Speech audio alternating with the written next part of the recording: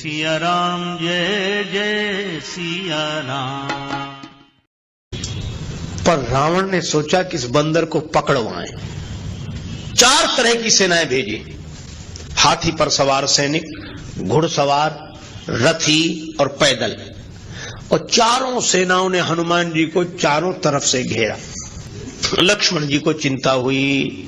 लक्ष्मण जी बोले, प्रभु हनुमान जी अकेले हैं, 4 सेनाएं उन्हें घेर रही हो, गदा भी नहीं लिए हैं हाथ में, आज्ञा हो तो हम चले जाएं। राम जी बोले, नहीं, जाने की जरूरत है लक्ष्मण, हनुमान जी अकेले ही काफी है।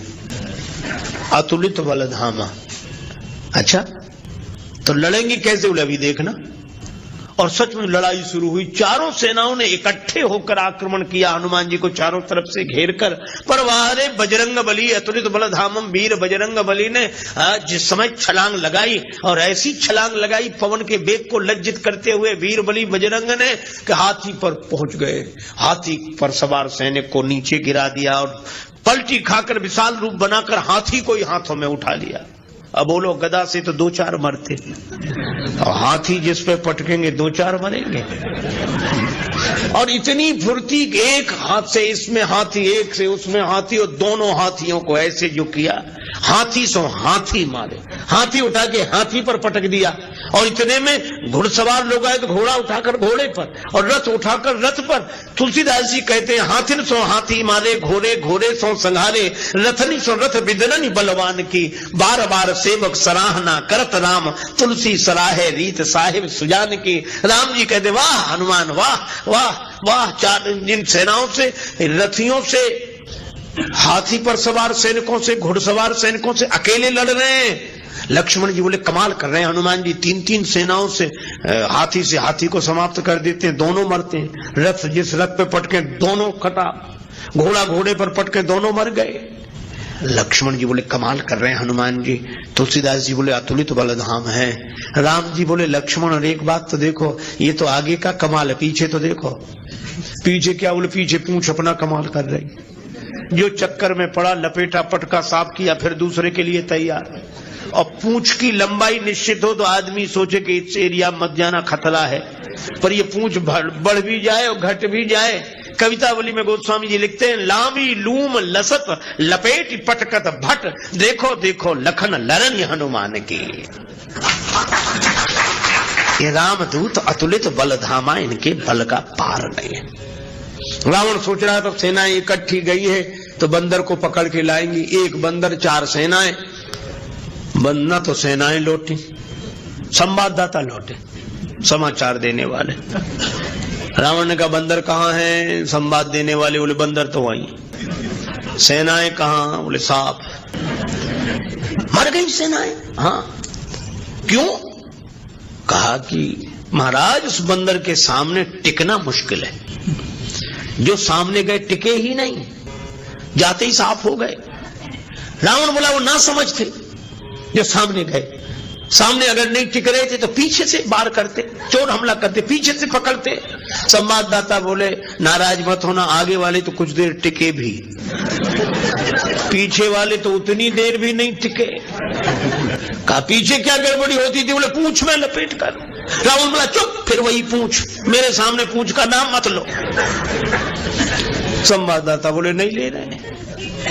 रावण ने सोचा कि इस बार हम भेजेंगे, अमर सेना भेजेंगे। कवितावली में वर्णन है, मरने वाली सेना नहीं, अमर सेना, मरेगी नहीं। राम जी के दल में गुप्तचरों से समाचार पहुंचा कि अमर सेना आ रही है। विभीषण जी बड़े चिंतित हुए, राम जी चिंतित हुए, अमर हैं तो मरेंगे नहीं।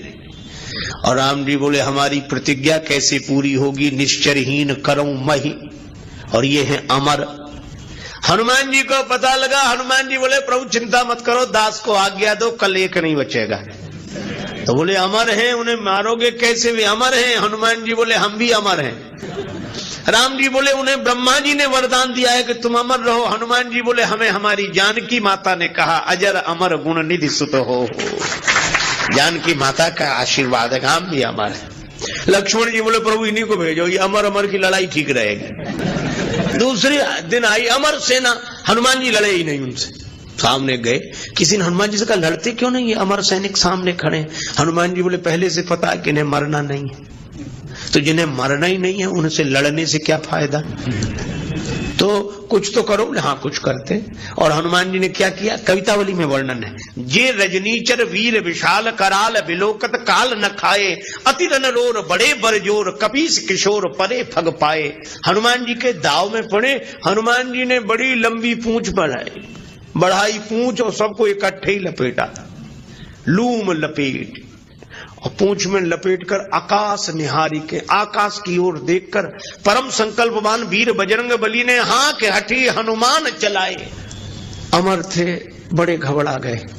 मरने वाले से जो नहीं मरते उन्हें ज्यादा चिंता होती, मरने वाला तो ये सोचकर निश्चिंत हो जाता कि ज्यादा से ज्यादा मरेंगे और क्या होगा, पर ये अमर थे, ये सोच रहे थे मरेंगे नहीं, पता नहीं कहां जा रहे हैं और कितने ऊपर से गिरेंगे, मरेंगे नहीं, इसलिए ज्यादा चिंता है।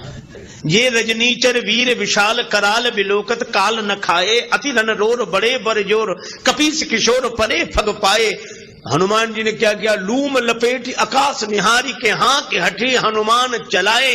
और हनुमान जी अतुलित बलधामा में ऐसी शक्ति से फेंका कि सूख गए गात, चिंता से उनके शरीर सूख गए, सूख गए गात। क्यों, बोले चले नभजात, आकाश में उड़ते ही जा रहे हैं, तो और ऊपर उड़ रहे हैं और ऊपर जा रहे हैं, सूख के गात चले नवजात। और हनुमान जी ने इतने ऊपर फेंक दिए कि पृथ्वी की गुरुत्वाकर्षण सीमा रेखा को पार कर गए, पृथ्वी उन्हें नीचे खींचे ही नहीं सकती थी। परे भ्रम बात न भूतल आए, धरती पर लौट कर आए नहीं। हनुमान जी बोले अब तुम खूब अमर बने रहो, आकाश में ही तो मर रहा है, धरती पर तो एक भी नहीं हो। राम जी की प्रतिज्ञा पूरी हो गई, निश्चरहीन करो मही। रावण आज बड़ा प्रसन्न था कि अमर सेना गई है, तब तो वानर को पकड़कर लौटेगी ही। फिर संवाददाता आए, रावण ने पूछा बंदर कहाँ है, संवाददाता बोले बंदर तो वहीं है। सेना, संवाददाता बोले ये कैसे कहने के मर गई, अमर थी तो मर तो नहीं गई पर गई, हमने जाते देखी लौट कर आते नहीं देखी। तो कहा इतनी बड़ी सेना को आकाश में कैसे फेंक दिया, बोले फिर नाराज हो गया, पूंछ में लपेट कर। रावण बोला तुम लोग दूर चले जाओ, मैं सुनना नहीं चाहता पूंछ के बारे में कुछ। ठीक है ना सुन।